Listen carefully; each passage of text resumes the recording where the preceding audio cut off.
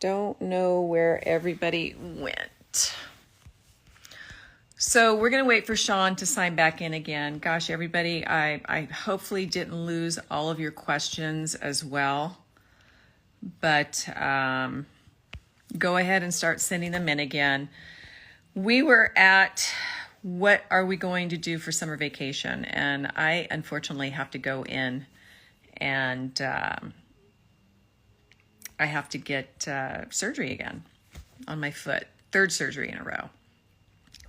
So working on that. That's going to be my summer. Yeah, add a monitor to your live video. Wouldn't that be nice? Okay, let me see. Here's Sean. Let me see if this is Sean again. Here we go. Sean, are you there? Modern technology. I'm back. Yeah, modern technology. All of a sudden, my whole screen froze. Is that what happened to you? No, I just got kicked off. Wow. Okay. So back to our questions about the summer vacation. You were talking about what you were going to be doing.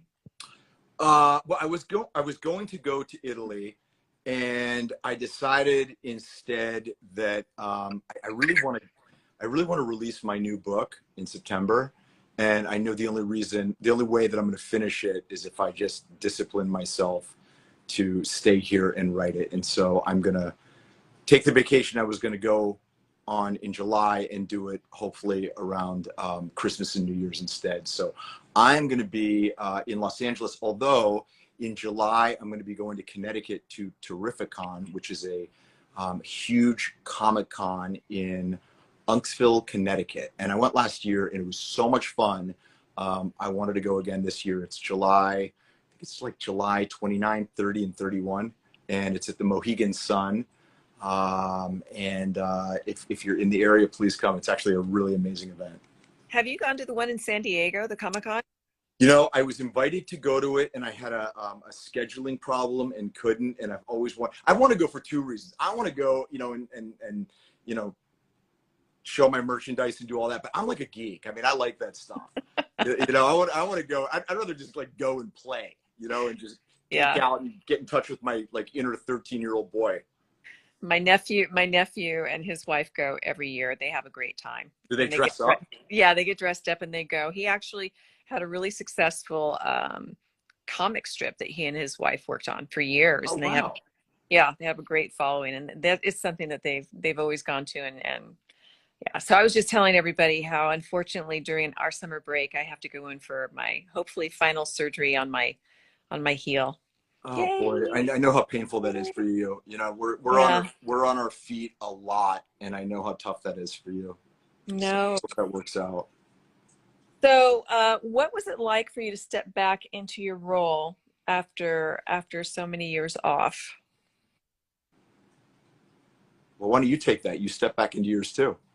I know. Yeah. Well, for me, it was great. It was fabulous. It's kind of like what Sean and I said a little earlier. There's work and no work, and when that phone rings, it's a good day. It's a really good day, and I was very, very excited that Brad was interested in bringing my character back because Sheila is always a challenge for me to play, and I love a challenge. So no, it was wonderful for me. For me, I started working on Bold the Beautiful in 2000, and so it is very much like being home for me. I was actually, when I got the call to come back, I was actually extremely busy. In 2021, I was in Puerto Rico for about 2 months doing two films with Bruce Willis. And then I was working on another television series that I can't talk about. And so I was working and wasn't sure I was going to be able to come back. And I was so happy that we were able to work it out because I wanted to come back. Every time, you know, Brad Bell has been gracious enough to invite me to come back. It's always been a fantastic experience. So I knew what to expect, and I knew how great it was going to be. I just wasn't sure we were going to be able to do it. And when I found out that it was going to work out, I was very excited. And I didn't realize it, but it happened much quicker than I thought. You know, a lot of times they'll ask you to come back and say, okay, you know, you're going to come back, but it's not going to be for 4 months.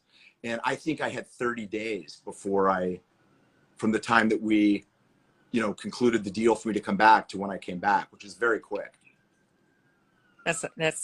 Yeah, that's fast, and it is good. That's great though. And you've got so much on your plate. I'm glad that you agreed to come back. Me too. It's been great. And so much fun to be able to work with you. You know, I mean, you know, the thing is, you know, when you get thrown with new actors and actresses, you never know what's going to happen. You know, you're dealing with two people with presumably pretty strong personalities, two people that are both artists and have their own ways of working, and two characters that, you know, there's a lot of different things that go into, will this or won't this work? And I mean, I think that everybody always wants something to work, but you're not always fortunate enough that you generate chemistry with somebody that you do work with. And I think we're really fortunate, Kimberlyn, that I think we have really terrific chemistry. And, you know, if you have good chemistry together, you can make everything else work. You know what I mean? No, I do. I know exactly what you mean. And it's our work ethic. It's everything. I mean, we're both we're on the same page. Yeah. And that's when it works. And that's when work is fun and becomes, you know, easy, because you make it easy for me. You truly do. As do you for me. Yeah. And this next question is from, I'm going to just spell the name, ZOLQ. And it's for you, Sean. How did Sean get to Y&R? How did I get to Y&R?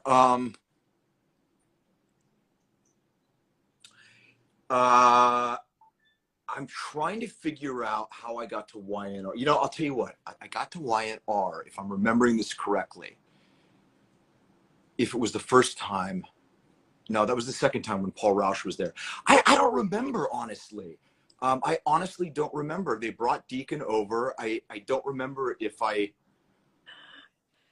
honest to God don't remember. Who are you acting with on Y&R? Do you remember that? Yeah, I worked with Melody, and I worked with Eric Braden, which was amazing. It was amazing working with both of them. I worked with Maura West. I worked with Amelia Heinley. I'm probably forgetting. Wow, so you were pretty entangled in a bunch of stories. I got entangled with Michelle Stafford in a dumpster in a parking lot. Were you a bad boy over there as well? Oh, I was real bad. Yeah. I love that about you. I was real bad. I love that about you. I love it's fun playing the bad guy. It is. I mean, it's a lot of fun. Yeah, we get to get away with things that you would never be able to otherwise. So let's see. Westy West is asking if there's any chance of us crossing over to Y&R again. And I would just have to say, you never know. You really don't. You know, the shows are very, very well connected. They're in the same studio. They're not owned by the same company any longer. I mean, the Bells are no longer, they're involved, but not on the level that they used to be. But that doesn't mean that it can't happen. I never say never. Yeah, but that's the truth. Yep. That's the truth. So let's see. Liz _ Pika _ I want to see Sheila and Brooke become friends and put Finn with Hope. Deacon, that would mean that Finn is my son-in-law. We'd be in-laws. Oh my God. That would be great. Lord. And you know what? It's funny because Catherine Kelly Lang has been saying ever since my return, why aren't we friends? We should be friends. You know, the last time you were here, I was nice to you at Elkhart. You have your thing with your foot, and right now Kelly has her ankle problem. How funny would it be if Sheila and Brooke both have like these broken ankles and they're up at the cabin together and they're stuck there and the two of them are hobbling around and have to kind of we're in front of the fireplace watching reruns. Exactly. That would be fun. That would be. We actually have a lot in common right now off screen. So yeah, right. Yeah, you're right about that. How's the ankle and the boat? Well, like I said, the ankle has one more surgery coming up on the 7th. The boat is amazing. I'm taking it out this weekend. I'll post pictures for all of you to see. And then this one is from Lake LVN, Lake Levin. Do the writers ever ask your opinions on storylines? No, Never. Never. And you know what? I'm one of those actresses. I rarely even I don't. I don't either. I don't go upstairs Yeah. and tell them what my storyline should be because, I was hired as an actress. It's my job to take the words that are given me to make it into something special that they envision. Um, and I've known a lot of actors that have made that trip upstairs. Some of them never come back. Yeah, and usually the storyline is wrapped up within a 3-month to 4-month period. Yeah. So, I like to let everybody do their job and I do mine. Right. Is that what you think too? Smart philosophy. I do. Yeah, absolutely. Yeah, And I feel like Brad Bell doesn't need my help running the show. I feel like he's got a pretty firm handle on how to take care of things. So yeah, yeah, I don't feel that he needs my input. when you're a Bell, you truly are a part of daytime royalty. Royalty, absolutely. And those kids grew up learning from the absolute best in all of daytime. And yeah, I certainly could not even think of going upstairs to telling them how to do their job. I think they do it brilliantly, and that's why we're still here. That's right. Yeah. So this is from Diane at Lockdilo from Australia. And she's asking, will you ever be going down to Australia, Sean? Oh man, I would love to. I would love to go. There's not only so many Bold and the Beautiful fans in Australia, but there's so many Karate Kid Cobra Kai fans in Australia. And I've had the chance to get to know so many of you through social media. I would absolutely love to. And, it's funny. I was actually, the subject came up with the possibility of my going down possibly on behalf of the show at some point. And so I'm really hoping that comes to fruition because that nothing would make me happier. Well, I hope I get to go with you. Yeah. Because, no, that's people that look like you that they already have at the agency. They're not going to take on more people. Let's go with that. Yeah, that's what I'm going with. That's what I'm going with.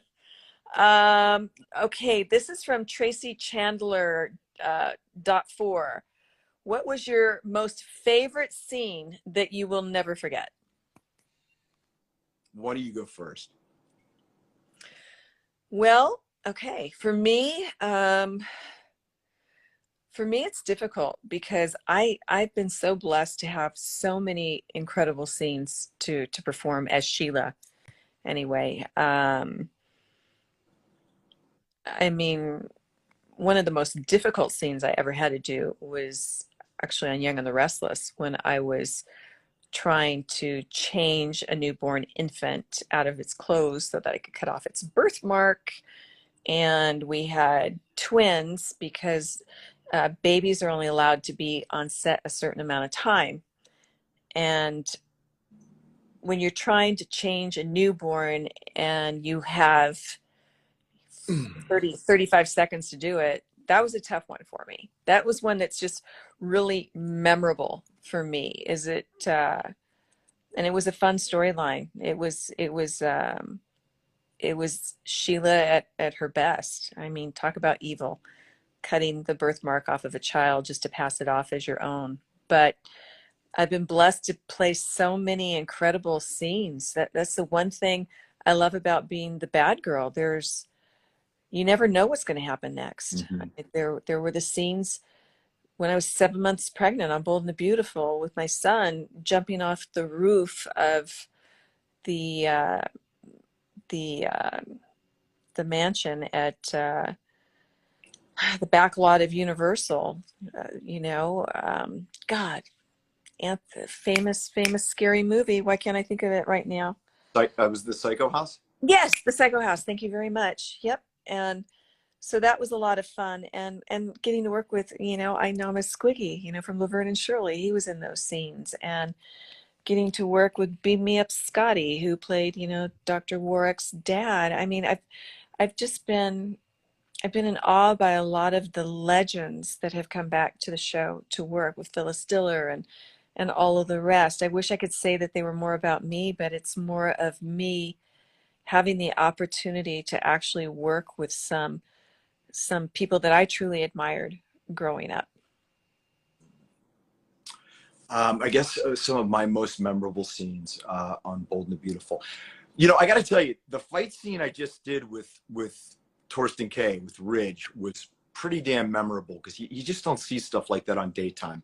I would say the time that I had to dress up like Elvis and sing for Amber, that was very, very special. And the time that Deacon de-virginized Jennifer Finnegan's character. Excuse me, you de-virginized somebody?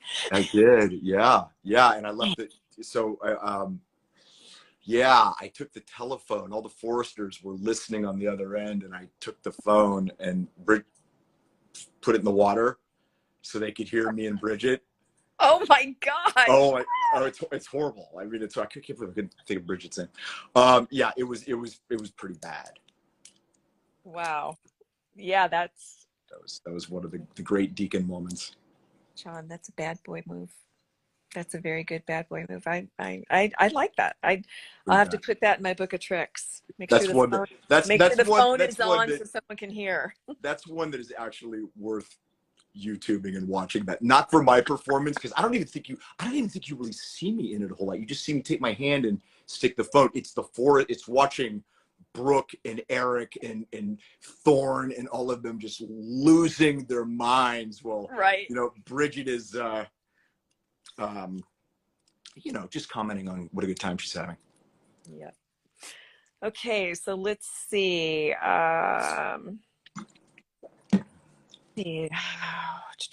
What from Hector 07 period 81? Which other characters will be involved in Sheila and Deacon storylines? I think we're kind of, I think we've kind of covered that, really. I mean, the cast is fairly small cast, being a half-hour show, so we're really kind of intertwined, with each other and a lot of characters on the show, unless you know something specific coming up, Sean. Well, I mean, I sort of have my scenes where I work with you, and then I've got my scenes where I work with Catherine Kelly Lang and with Annika. And when I work with Annika, sometimes I wind up working with Scott Clifton, Liam. So, but that's pretty much about it. That and Torsten. That's pretty much the only people I work with. I don't think I've worked with too many other actors yet. And I would love to actually work with some of the actors instead of just having them scream at me all the time. But hey, it is what it is. Well, yeah. Okay, this is from Nikki Ferrazozi. Okay, I butchered that, I'm sure of it. But Sean, what other work have you done besides acting? What other work have I done besides acting? Obviously an author now. Well, I mean, yeah. Now I'm an author. I'm an excellence coach and a motivational speaker, and a producer on my other show, Studio City. But I have been a salesman. I have, gosh, I got my real estate license.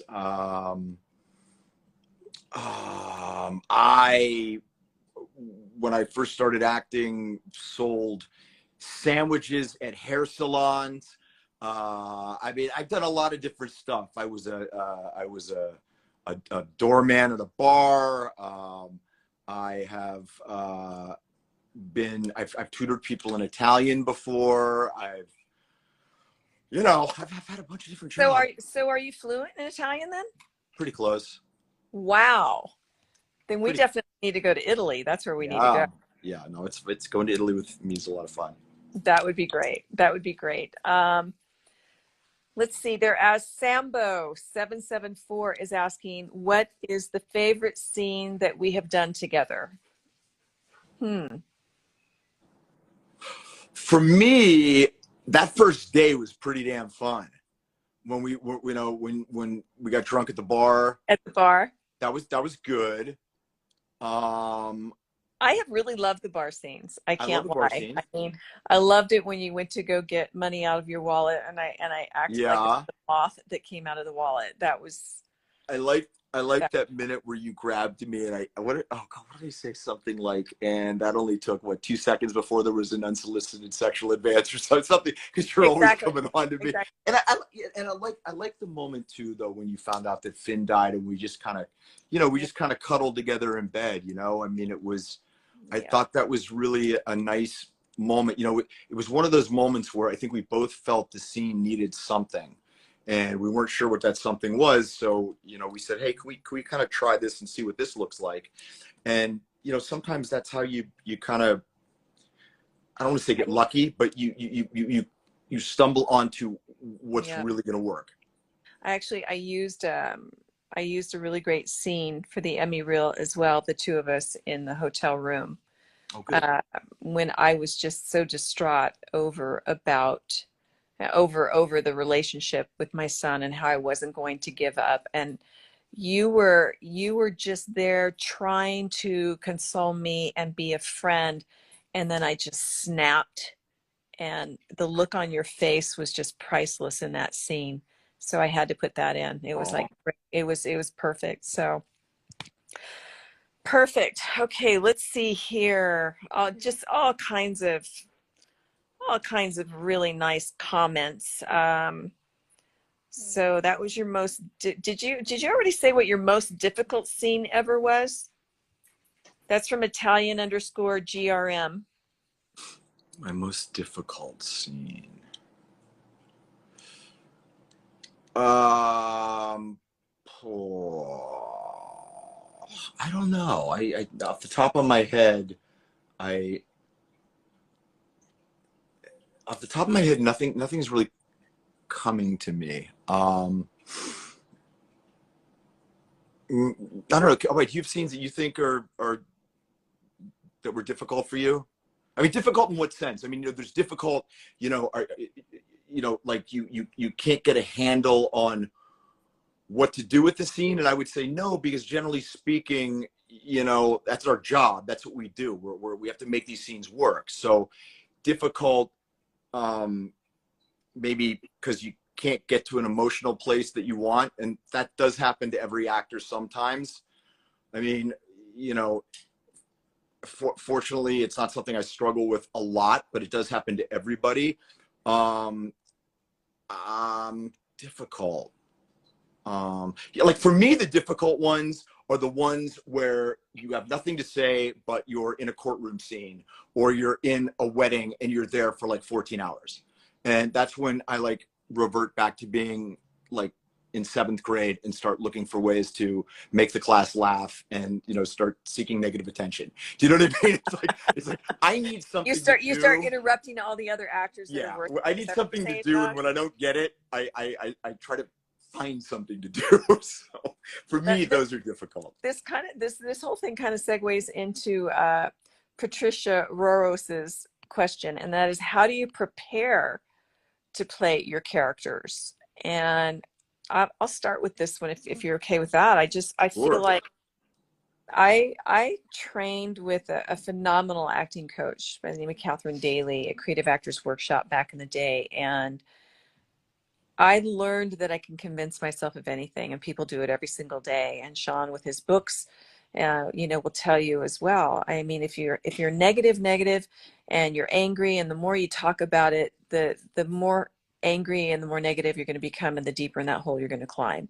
If you're happy and great things are going on for you, and the more you talk about that, the happier you become. So people in everyday life talk themselves into emotions all the time. And I've learned as an actress that I can talk myself into being evil. I can talk myself into, you know, being tipsy. I can talk myself into being happy or sad.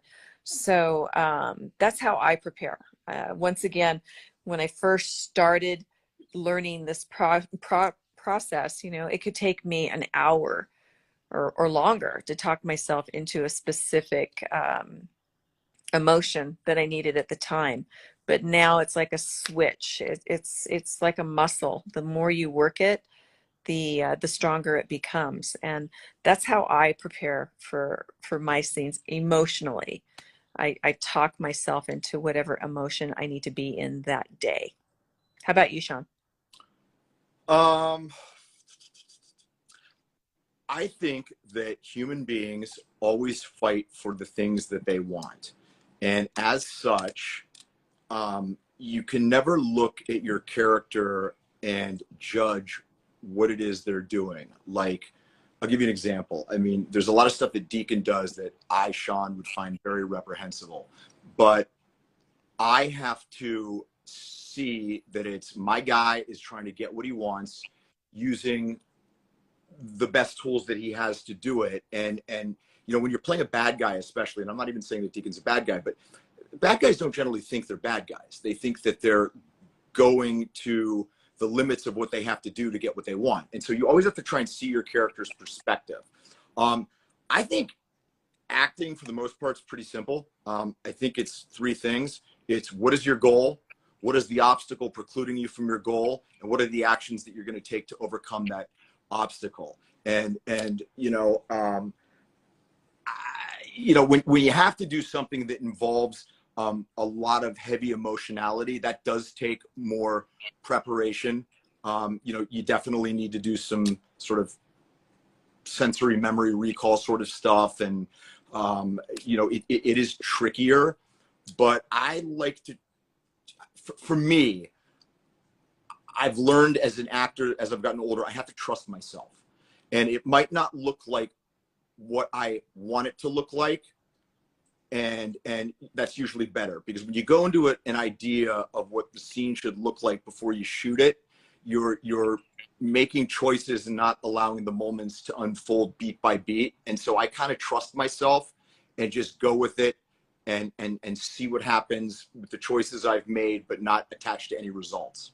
Yeah, and see, and for me, sensory recall and memory, you know, if I'm thinking of something from my childhood, it doesn't work for me at all Yeah, in scenes, because um, that's what I'm thinking about. And then the minute I start with my dialogue, I forget about, I you know, the agree. other thing. That's why Yeah. this whole just convincing myself, my body of what it needs at that time has always worked really well for me. And then as far as, you know, acting being easy, um, you know, I don't know if I always find it super easy. For me, it's about trying to tell a story and portray a story in a way that people don't see you acting. I don't think acting's simple. I don't think acting's easy. I think acting is simple. I think it's simple in the sense of what needs to be done is simple. The execution of doing it It's how is you very, get to it. is very difficult. The Yeah. trick is to try not to get caught up in the difficult. Now, that also excludes all the stuff of, you know, we're playing characters we've played for a long time, okay?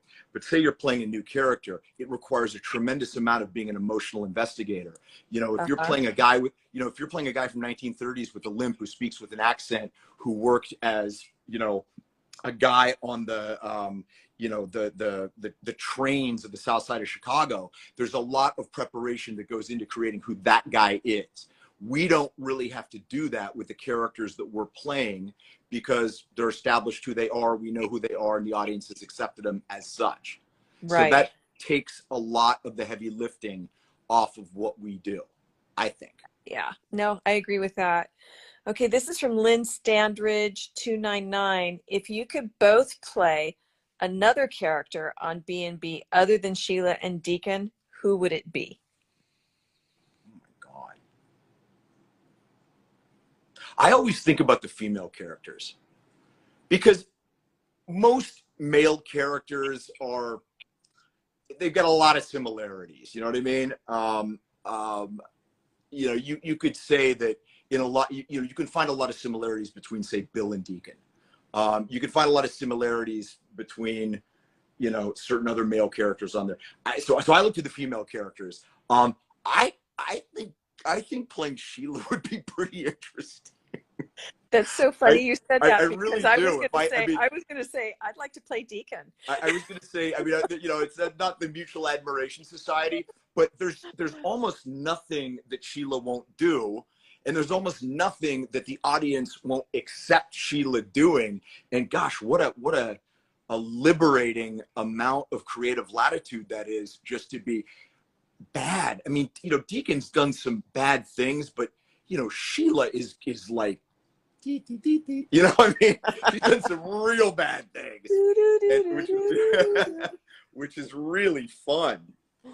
Okay, there's somebody who's asking if we can just say his name right in one try. So I don't know if you can see the questions on your end or not, but I'll give it a shot on my end. And Yes, I can say it. It's James Lott Jr. Was that right? Yeah. No, it's Andre McNeil. That's what I'm saying. I don't see it. Okay. Well, But it it's sounds like you did a pretty good job. ANRAY ANRAY MCNEIL.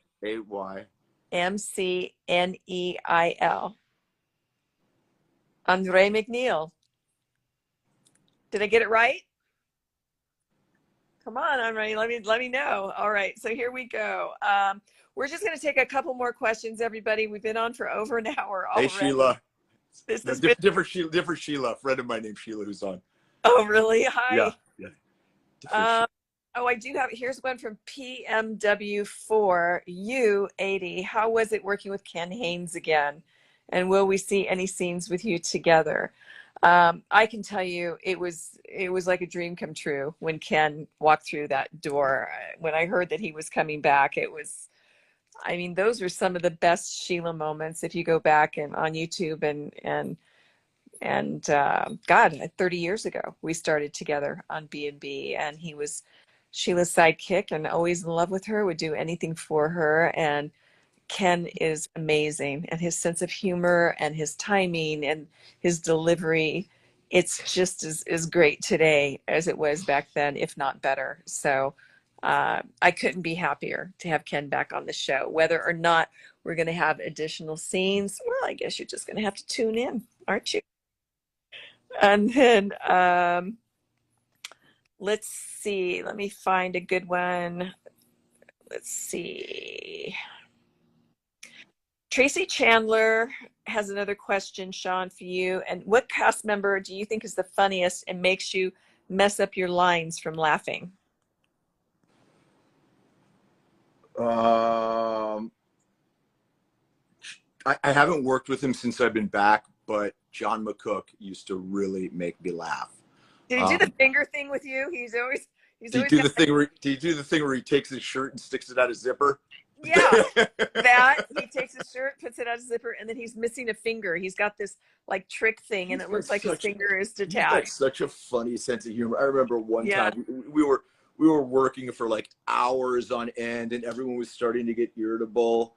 And all of a sudden, John just looks up and he goes, "Well, now I'm never going to make my aerobics class." I mean, he's just funny. He's kind of the patriarch of the show. He makes me laugh. You make me laugh. I think when you work with somebody for a while, and as you get to become friends and know them, you have your moments sometimes where you have to really kind of like lock it in, because you can get the giggles, and when you get the giggles, I mean, that could be tough because time is money.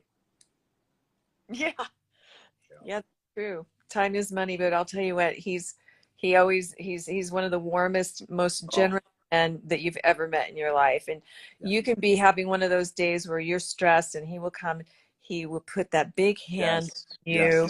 He's a love. And he'll say, "It's all okay. Yep. We've got this." And he's a calming force. He truly is. Yeah. But you guys, you know, thanks so much for tuning in. And Sean, thanks for doing this with me. There's still Absolutely. we still have so many questions, you can't believe it. So I hope we can do this again another time. We'll have to do this again.